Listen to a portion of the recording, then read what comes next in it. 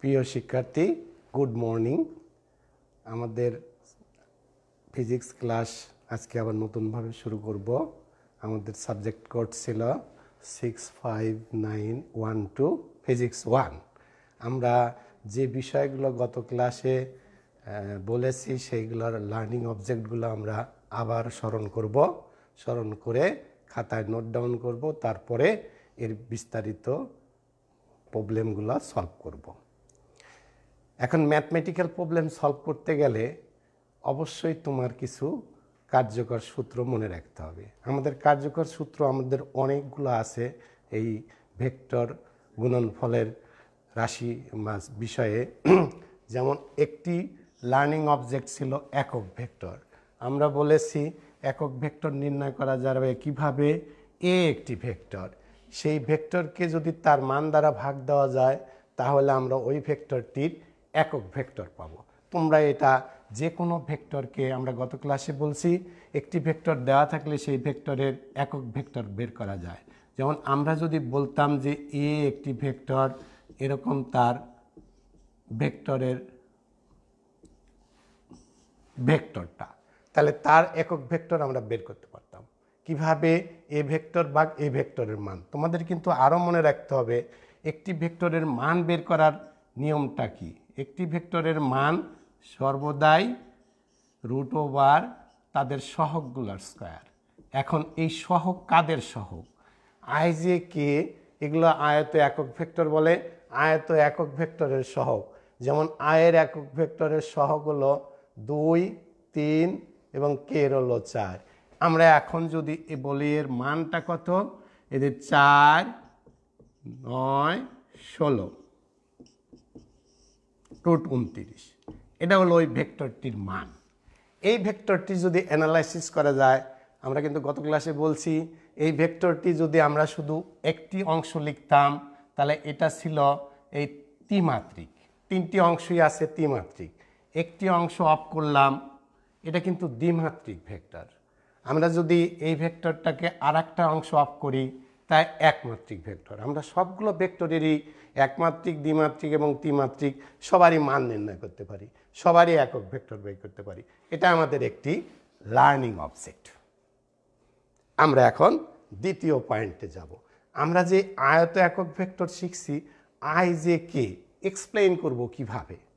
আমরা জেনে গেছি যে এই যে ত্রিমাত্রিক ধারণা, এক্স অক্ষ, ওয়াই অক্ষ, জেড অক্ষ, এই এক্স অক্ষ বরাবর যে ভেক্টরটাকে আমরা ডিফাইন করি আয়ত একক ভেক্টর, তা হলো আই।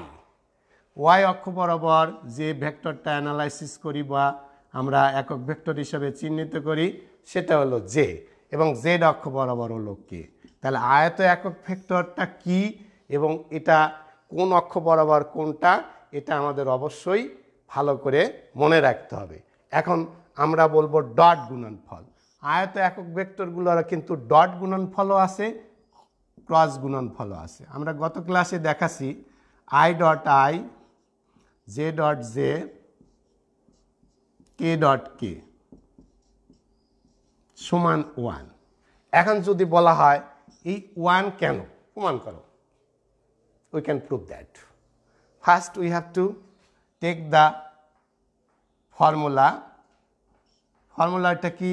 আমরা জানি আই ডট আই সমান আই এর মান, জে এর মান, খেয়াল করো, কস থিটা। এখানে আই এবং আই একই দিক আছে, তাই কস 0, অর্থাৎ একই অক্ষ বরাবর দুটি ভেক্টর থাকলে তাদের অন্তর্ভুক্ত কোণ কত? 0। তাহলে কস 0। তাহলে আই এর মান 1, জে এর মান 1, কস 0 এর মান 1। এখন কি দাঁড়ালো? তাহলে এভাবে আমরা অন্য অন্যগুলোও প্রমাণ করতে পারবো। তাহলে প্রমাণ করার জন্য আমাকে মনে রাখতে হবে যে ডট গুণনফলের যে একটি সূত্র আছে, মেইন সূত্রটা কি, যে আমরা জেনে গেছি মূল ভেক্টরটার ডট গুণনের সূত্র হলো এ ডট বি। এর মূল সূত্র কি ছিল?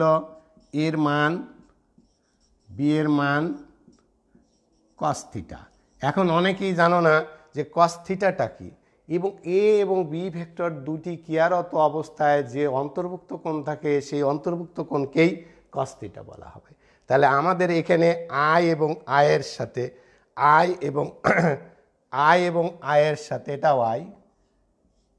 আই এবং আয়ের সাথে অন্তর্ভুক্ত কোণ ছিল হলো 0 ডিগ্রি। তাই আমরা আয়ের মান 1, আয়ের মান 1, cos 0 ডিগ্রি 1, আমরা গুণন করে পেলাম 1। তাহলে আমরা আই ডট আই সমান 1 অনুরূপভাবে প্রমাণ করতে পারি J dot j k dot K equal to 1। এটা তোমার একটি লার্নিং অবজেক্ট। এখন তোমাকে আর কিছু ডিসিমিলার আমরা যদি বলি, ডিসিমিলার ডট, এটা ছিল সিমিলার ডট। সিমিলার কেমন করে? যে একই জিনিস, অর্থাৎ আয়ের সাথে আই, জে এর সাথে জে, কে এর সাথে কে, এই জন্য একে আমরা বলবো সিমিলার ডট। আমাদের মূল ফর্মুলা কি? Similar dot equal to 1। Similar dot equal to 1, we can prove that. এইভাবে তুমি সবগুলো প্রমাণ করতে পারবা। গেল আমাদের দ্বিতীয় কোশ্চেন হলো এদের ডিসিমিলার ডট কেমন হয়। যেমন আয়ের সাথে জে যদি দাও, খেয়াল করো, তাহলে আমরা লিখব আই জে কস আই আর জে এর অন্তর্ভুক্ত কোণ কত ডিগ্রি? দেখো তো দেখি, আই আর জে এর অন্তর্ভুক্ত কোণ কত ডিগ্রি? 90 ডিগ্রি। তাহলে কিন্তু আমরা লিখব cos 90 ডিগ্রি। তাহলে cos 90 ডিগ্রি আমরা এখন আয়ের মান 1, জে এর মান 1, cos 90 ডিগ্রি মান কত? 0। তাহলে এইগুলো যদি আমরা গুণন করি, রেজাল্ট পেলাম কি? 0। তাহলে আমাদের একটি নতুন ফর্মুলা আসলো, সিমিলার ডট ইকুয়াল টু 1 এবং ডিসিমিলার ডট ইকুয়াল টু 0। তার মানে তুমি এখন বলতে পারো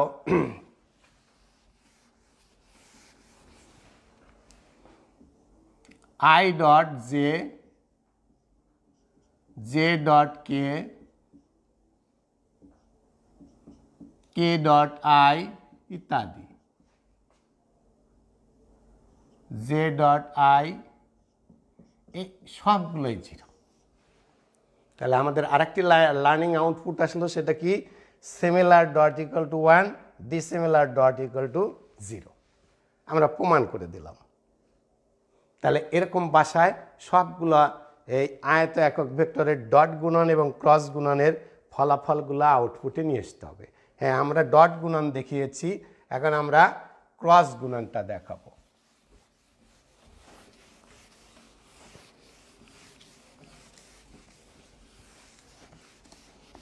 আমাদের মূল ফর্মুলা কি ছিল?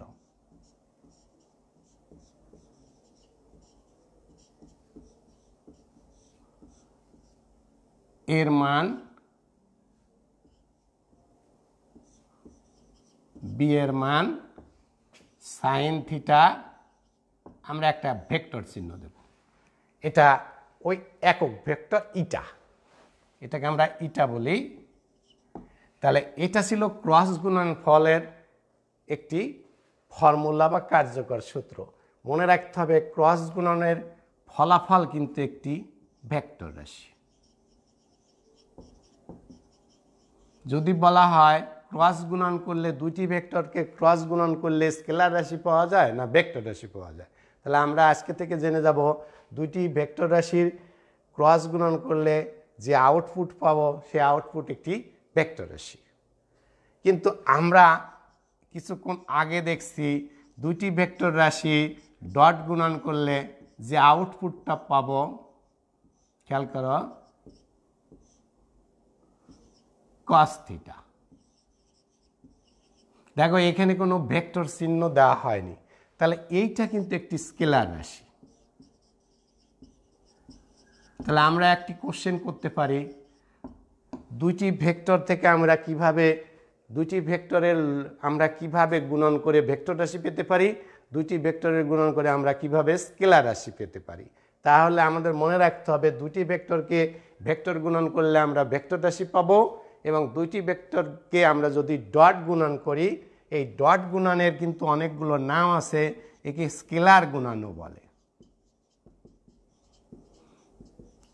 এইটার নামই ডট গুণন, এইটার নামই স্কেলার গুণন, এইটার নামই অদিক গুণন।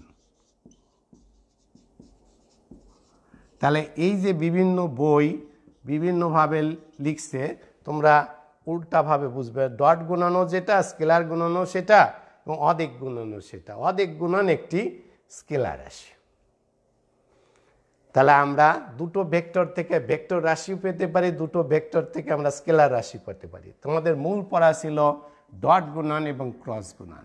তাহলে আমাদের ডট গুণন এবং ক্রস গুণন ভালোভাবে মনে রাখতে হবে। এটা আমাদের গত ক্লাসেও ছিল, আমরা আবার রিপিট করলাম। তাহলে এখন যদি বলা হয় দুইটি ভেক্টরের অন্তর্ভুক্ত কোণ বের করো, খেয়াল করো, দুইটি ভেক্টরের অন্তর্ভুক্ত কোণ বের করো।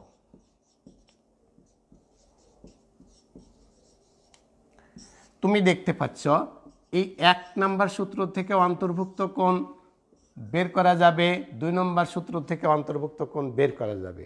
তবে যদি উল্লেখ না থাকে অন্তর্ভুক্ত কোণের সাইনের মান নির্ণয় করো, তাহলে আমাদের এটার দরকার নেই, এটা দিয়ে তাড়াতাড়ি কাজ করা যাবে।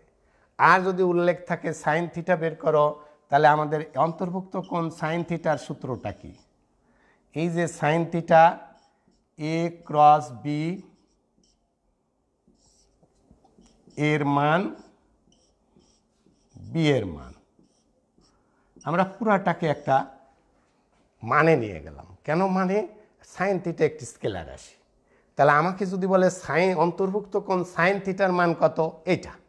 এখন যদি বলে থিটার মান কত, মনে রাখতে হবে থিটা সমান সাইন ইনভার্স, আমরা যে জিনিসটা উপরে লিখছি ওইটাই আবার লিখতে হবে।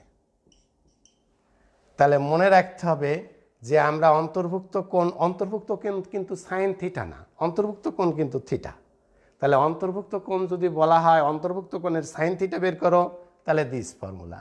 আর অন্তর্ভুক্ত কোণের থিটা বের করো, এই যে থিটা। ওই মানে এই জিনিসটা আবার লিখতে হবে। আচ্ছা, আমরা তাহলে অন্তর্ভুক্ত কোণ ক্রস গুণন থেকেও বের করা শিখলাম, আমরা ডট গুণন থেকেও বের করতে পারবো। যেমন আমরা দেখছি কস থিটা বের করবো কি করে? কস থিটা সমান, এই যে দ্বিতীয় ফর্মুলার থেকে আমরা নিয়ে আসবো। দেখো 2 নম্বর সূত্রে আছে কস থিটা সমান এ ডট বি এর মান বি এর মান। এটা কিন্তু দুইটি ভেক্টরের অন্তর্ভুক্ত কোসাইন থিটা বা কস থিটা।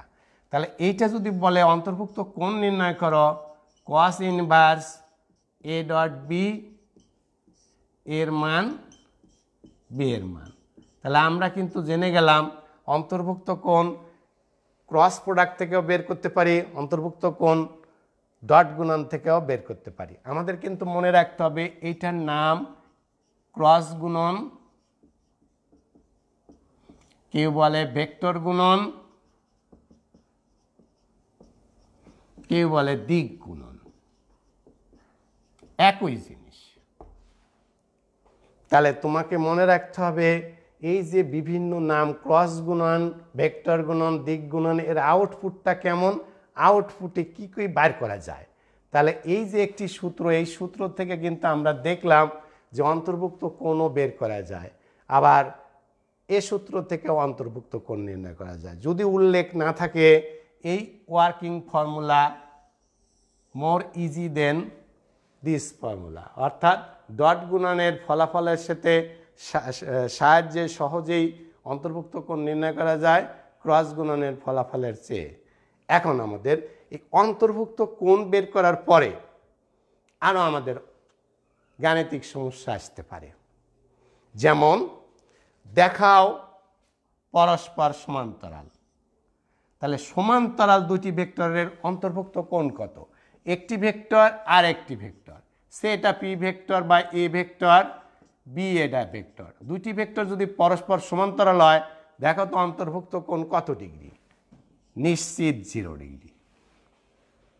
তাহলে আমরা যদি বলে দেখাও দুটি ভেক্টর পরস্পর সমান্তরাল, তাহলে আমাদের কিন্তু মনে রাখতে হবে এই থিটার অ্যান্সার সাইন থিটার থেকে আমরা যে থিটা বের করবো সেই অ্যান্সার কত আসবে? 0। তাহলে দুটি ভেক্টরের অন্তর্ভুক্ত কোণ যদি 0 আসে, দেখাও 0, এই 0কে আমরা আবার বলতে পারি পরস্পর সমান্তরাল।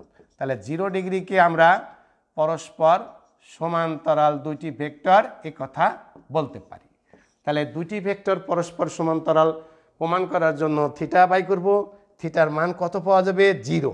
0 ডিগ্রি পাওয়ার পরেই আমরা বলতে পারবো যে হ্যাঁ ওই ভেক্টর দুটি অর্থাৎ এ ও বি পরস্পর সমান্তরাল ছিল, অথবা উহাদের অন্তর্ভুক্ত কোণ 0 ডিগ্রি ছিল। তাহলে আমাদের এই যে ক্রস গুণন থেকে আমরা আর একটা নতুন আউটপুট পেলাম যে দুটি ভেক্টর পরস্পর সমান্তরাল এই কথা প্রমাণ করতে পারি। এখন যদি বলে দুটি ভেক্টর পরস্পর লম্ব, তোমরা জানো লম্ব মানেই কিন্তু এই যে পরস্পরের অন্তর্ভুক্ত কোণকে 90 ডিগ্রি হলে আমরা বলি পরস্পর লম্ব। তাহলে ম্যাথমেটিক্যালি আমাদেরকে মনে রাখতে হবে লম্ব হলো পরস্পরের সাথে 90 ডিগ্রি। তাহলে আমরা যদি cos থিটা বের করতে সময় দেখি a ডট বি এর মান বির মান এবং থিটা বের করছি, থিটা যদি কোনো কারণে 90 ডিগ্রি পাওয়া যায় তাহলে আমরা বলবো এ বি ভেক্টর দুইটি পরস্পরের লম্ব অবস্থায় আছে। কেন লম্ব অবস্থায় আছে? অন্তর্ভুক্ত কোণ আমরা পেলাম 90 ডিগ্রি। তাহলে আমাদের অন্তর্ভুক্ত কোণ অ্যানালাইসিস করার পরেও বিভিন্ন মান আসতে পারে, বিভিন্ন প্রবলেম ক্রিয়েট করা যেতে পারে। এই প্রবলেমগুলো নতুন নতুন প্রবলেম, এগুলো আমাদের দেখতে হবে। তাহলে আমরা এই দুটো সূত্রর অনেকগুলো অ্যানালাইসিস করলাম। খুব বেশি পরীক্ষায় এগুলা অন্তর্ভুক্ত কোণ নির্ণয় এবং পরস্পর লম্ব পরস্পর সমান্তরাল খুব দরকার। তাহলে তোমরা এইগুলোকে আউটপুট হিসাবে, লার্নিং আউটপুট হিসাবে নোট ডাউন করো। এখন আমরা নতুন একটি কোশ্চেন দেব। আরও আছে যা আমরা অন্তর্ভুক্ত কোণ হলো দুইটি ভেক্টর যদি পরস্পরের সাথে যে কোণে থাকে সেই কোণটাকে বলে অন্তর্ভুক্ত কোণ। আমি এই একটা ভেক্টর, এই একটা ভেক্টর, এ ভেক্টর এবং বি ভেক্টর, এই দুটো ভেক্টর মধ্যে অন্তর্ভুক্ত কোণ থিটা। এই থিটা আমরা বের করতেছি, এইভাবেও বের করা যাবে। তাহলে আমরা বলছি যে এইটা ইজি প্রসেস, কারণ ডট গুণন ইজি প্রসেসের কারণ হলো ও যে আমরা আগে লিখছিলাম সিমিলার ডট সমান 1, ডিসিমিলার ডট সমান 0, যার কারণে এই ওয়ার্কিং ফর্মুলাটা মোর দ্যান ইজি। আচ্ছা, তাহলে অন্তর্ভুক্ত কোণটা কি? ভেক্টর দুইটি যে কোণে ক্রিয়ারত থাকে সেই কোণকে বলে ভেক্টর দুইটির অন্তর্ভুক্ত কোণ। সেই অন্তর্ভুক্ত কোণ হতে পারে 0 ডিগ্রি, হতে পারে 90 ডিগ্রি, হতে পারে 35 ডিগ্রি, হতে পারে 180 ডিগ্রি ইত্যাদি। এগুলো কিন্তু ম্যাথমেটিক্যাল প্রবলেম। তাহলে ম্যাথমেটিক্যাল প্রবলেম তুমি তৈরি করতে পারো এবং সলভ করতে পারো, এটা তোমার একটি মূল কাজ। এখন আমরা চলে যাব যে এই যে ডট গুণন ক্রস গুণনের এই যে সূত্র দ্বারা আমরা আর কি কি কাজ করতে পারি। তাহলে আমরা জেনে গেলাম যদি এইটাই দেওয়া থাকে, আমরা একটি ভেক্টর দেওয়া থাকে আর একটি ভেক্টর বের করা, তোমার মনে রাখতে হবে চলরাশি কয়টি। এগুলো কিন্তু আমরা একটু বাইরের থেকে বলছি, অ্যানালাইসিস করলেই বলতে পারবে এখান থেকে আমরা কি কি জিনিস চেতে পারি বা প্রবলেম সলভ করার জন্য আউটপুটে থাকতে পারে। একটা হলো এ ক্রস বি দেওয়া আছে, মান দেওয়া আছে, বি ভেক্টরও দেওয়া আছে, অন্তর্ভুক্ত কোণও দেওয়া আছে, আমরা কিন্তু এ ভেক্টরটা বের করতে পারবো। আবার যদি এ ক্রস বির মানও দেওয়া থাকে, এর মানও দেওয়া থাকে, বির মানও দেওয়া থাকে, অন্তর্ভুক্ত কোণ বের করতে পারবো। তাহলে এই যে ভেরিয়েবল, অর্থাৎ ম্যাথমেটিক্যাল প্রবলেম সলভ করার জন্য ভেরিয়েবল অ্যানালাইসিস করতে হবে। ভেরিয়েবল কোনগুলা? যা পরিবর্তনশীল, যার মান পরিবর্তনশীল, তাকে আমরা চলক বা ভ্যারিয়েবল বলি। তাহলে আমাদের এই ভেরিয়েবল অ্যানালাইসিসটাও ফিজিক্সের জন্য গুরুত্বপূর্ণ। তাহলে প্রবলেম ক্রিয়েট করা, প্রবলেম সলভ করা তোমার জন্য সুবিধা হবে। আচ্ছা, আমরা বলছিলাম যে ডট গুণনের সুবিধাটা কি আমাদের। এখন আমরা ডট গুণন, দুটি রাশির ডট গুণন করব। ডট গুণনের ফলে দেখাবো যে পরস্পর লম্ব বা পরস্পর সমান্তরাল। আমরা এমনি একটি ভেক্টর দিতে পারি। তোমাকে যদি বলে যে পরস্পর লম্ব হওয়ার শর্তটা লিখো,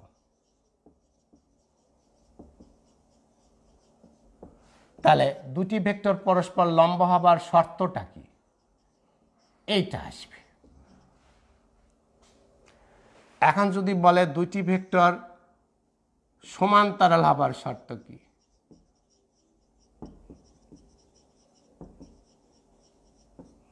তাহলে আমরা জানে গেছি এই যে এ ক্রস বি, এ ক্রস বি এর মানটা আসবে কি পরস্পর, আচ্ছা পরস্পর লম্ব, লম্ব কিন্তু আছে 0, এটা আসবে 0, পরস্পর সমান্তরাল হবার শর্ত। আচ্ছা এই সমান্তরাল এখানে 0 কেন লিখলাম, এটা হলো সাইন 0 0, এখানে কেন 0 লিখলাম কস 90 0। দেখো মনে রাখতে হয় এখানে দুটো আলাদা কেন, কস 90 কিন্তু 0, এখানে আমাদের ছিল সাইন থিটা, সাইন 0 ডিগ্রি 0। তাহলে এখানে এ ডট বি এর সাথে লম্ব মানেই 90 ডিগ্রি, কিন্তু কস 90 ডিগ্রির মান কত 0, তাই এ ডট বি 0।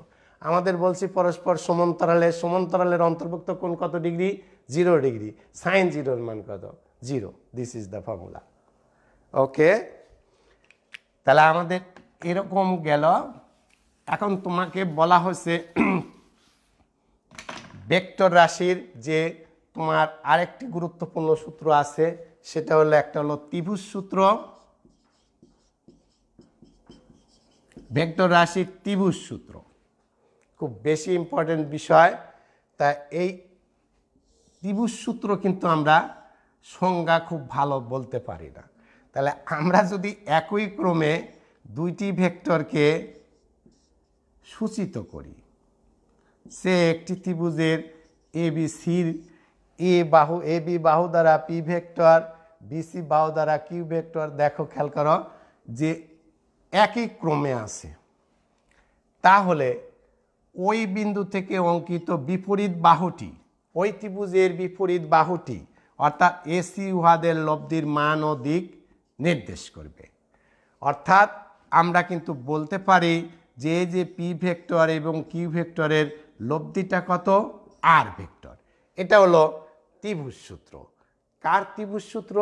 দুইটি ভেক্টরের ত্রিভুজ সূত্র। এখন এই ত্রিভুজ সূত্র নিয়ে আমাদের অনেক সমস্যা আছে, অনেক কোশ্চেন আছে। এখন ত্রিভুজ সূত্র আছে, পরীক্ষা আছে বেগের ত্রিভুজ সূত্র লিখো, তাহলে বলতে হবে একটি ত্রিভুজের দুইটি বাহুকে দুইটি বেগ দ্বারা সূচিত করলে বিপরীত ক্রমে, অর্থাৎ ওর বিপরীত বাহুটা বিপরীত ক্রমে উহাদের লব্ধির মান ও দিক নির্দেশ করে, তাহলে হবে বেগের ত্রিভুজ সূত্র।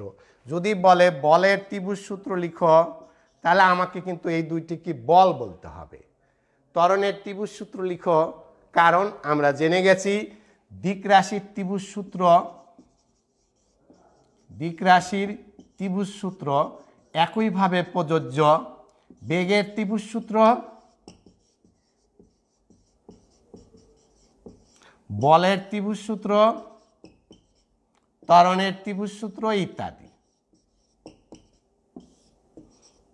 তাহলে আমাদের কিন্তু এখানে একটু ভালো মনোযোগ দিতে হবে যে দিক রাশির ত্রিভুজ সূত্রকে আমরা বলতেও পারি, যদি বেগ বলি বেগের ত্রিভুজ সূত্র হবে, যদি ওই রাশি দুইটিকে বল বলি বলের ত্রিভুজ সূত্র হবে, যদি ত্বরণ নামে অভিহিত করি তাহলে ত্বরণের ত্রিভুজ সূত্র হবে। অর্থাৎ এইটা হলো ত্রিভুজ সূত্র। এই ত্রিভুজ সূত্রের কিন্তু বিপরীত সূত্র আছে।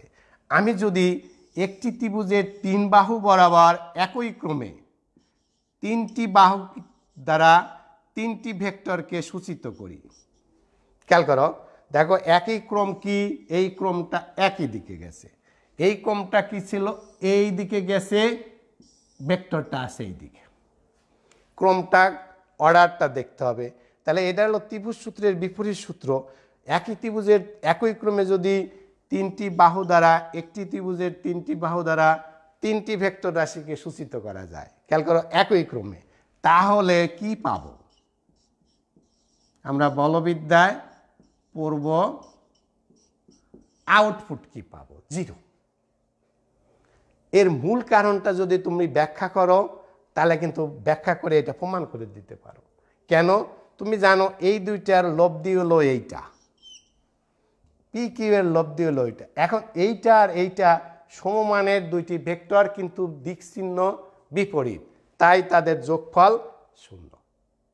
তাহলে P plus Q plus R equal to 0 যদি একই ক্রমে তিনটি ভেক্টর একটি ত্রিভুজের তিন বাহু দ্বারা সূচিত করা যায়। এখানে তিন বাহু কি কি?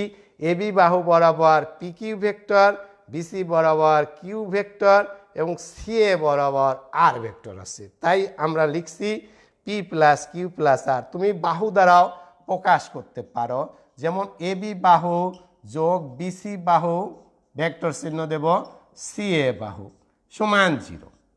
তাহলে এটা ছিল ত্রিভুজ সূত্র। এটা হলো ত্রিভুজ সূত্রের আমরা আরেকটা নতুন অংশ দেখলাম, যে একই ক্রমে যদি 3টে দ্বারা সূচিত করা যায় তাহলে ওই ত্রিভুজ সূত্রের রেজাল্ট কি দাঁড়ায়। ত্রিভুজ সূত্রের রেজাল্ট দাঁড়ালো P plus Q plus R equal to 0।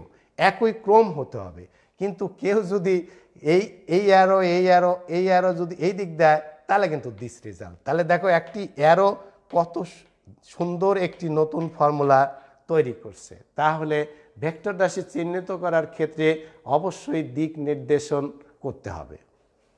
তাহলে আমাদের বেগের ত্রিভুজ সূত্র, ভেক্টরের ত্রিভুজ সূত্র এবং ত্বরণের ত্রিভুজ সূত্র সম্পর্কে জানলাম। আমাদের আরেকটি সূত্র আছে,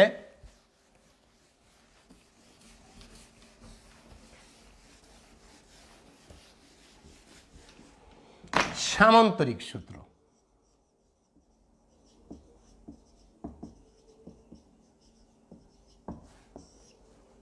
আমরা কিন্তু এই সামান্তরিক সূত্র এই নামের সাথেই কিন্তু এর কাম আমরা দেখতে পাচ্ছি যে আসলে এই সামান্তরিক সূত্রের সূত্রটা কেমন হবে।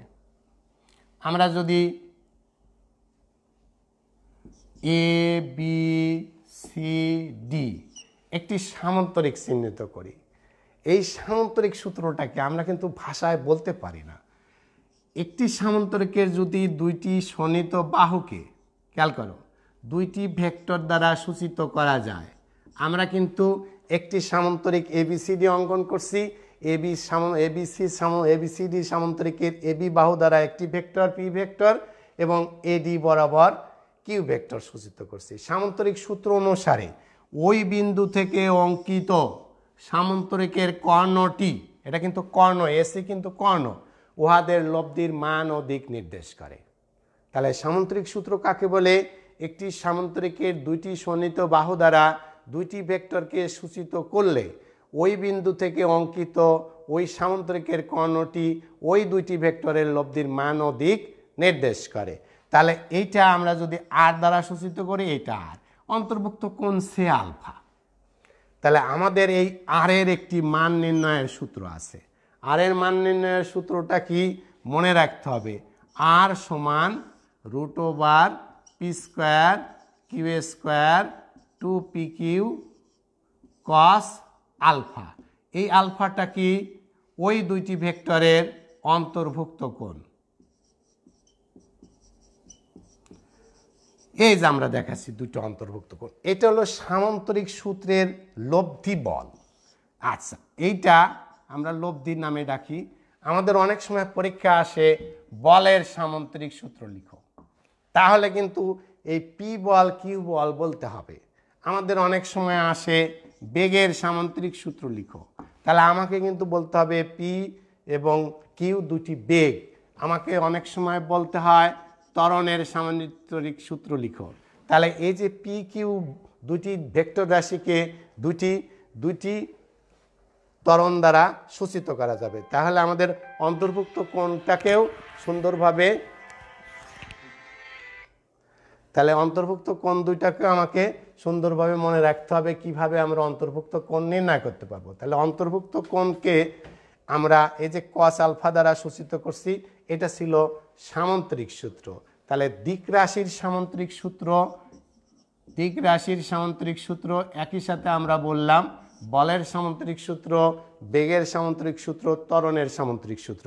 তখন যে সূত্রটাই আমাকে লিখতে বলা হয় সেই সূত্রগুলোকে কিন্তু এই যে লব্ধির মান নির্ণয় করতে হবে। এটা কিন্তু লব্ধির মান, লব্ধি বল, যদি বল বলি তাহলে লব্ধি বল, যদি বেগ বলি লব্ধি বেগ, ত্বরণ বলি লব্ধি ত্বরণ।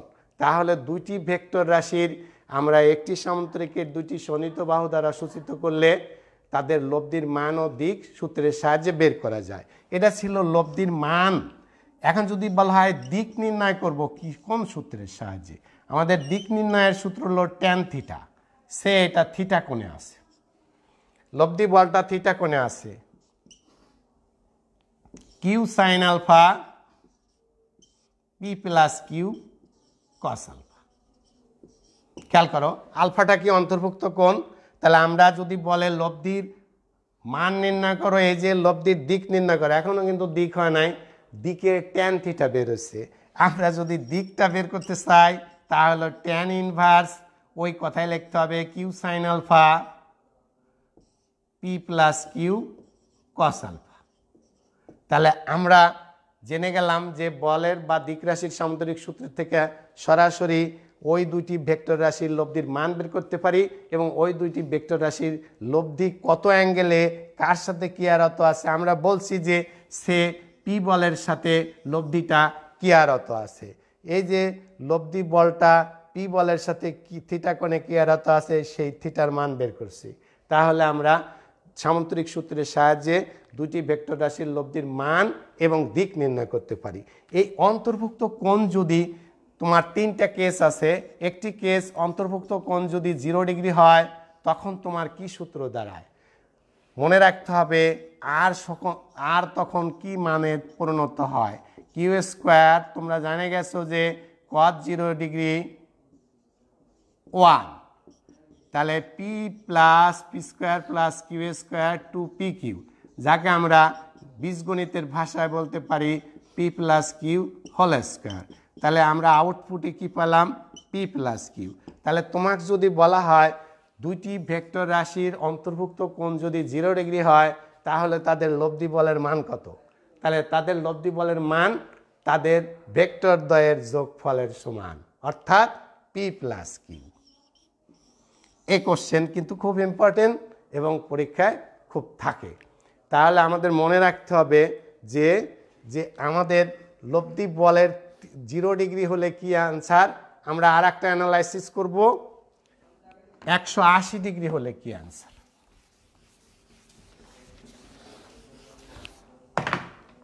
যদি অন্তর্ভুক্ত কোণ 180 ডিগ্রি হয় যদি, তাহলে আমাদের লব্ধির মান কত, P square Q square 2pq cos 180 degree. তোমরা জানো cos 180 ডিগ্রির মান -1, তাহলে আমরা পেলাম P square plus Q square -2pq। একে আমরা লিখতে পারি P minus Q whole square.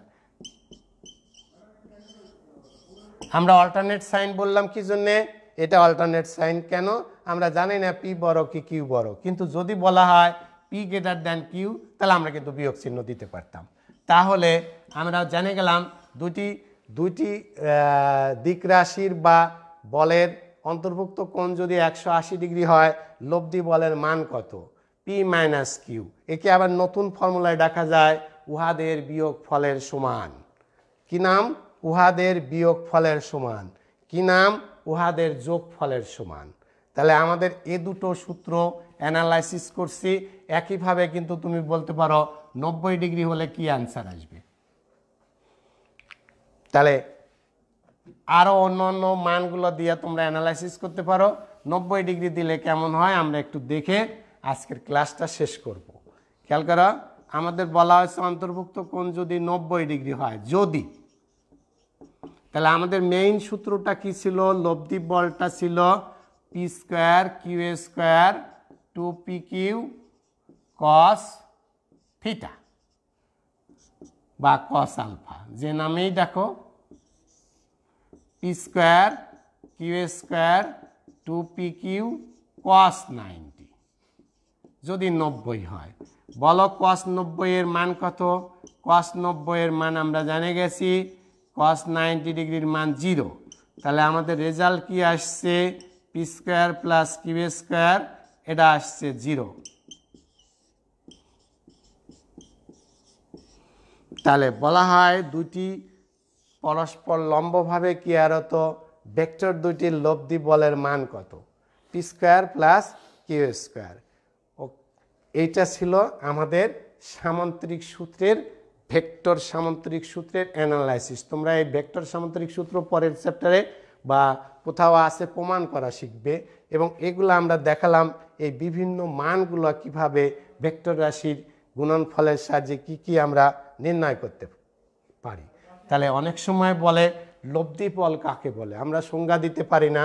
মনে রাখতে হবে দুই বা ততোধিক বল যখন ক্রিয়ারত থাকে তখন উহাদের মিলিত ফলকে আমরা বলি লব্ধি বল। ঠিক আছে, আমরা আগামী ক্লাসে আরও এর বিস্তারিত তথ্য দেব বা জানার চেষ্টা করব। তোমরা সবাই সুস্থ থাকবে, ভালো থাকবে, ধন্যবাদ।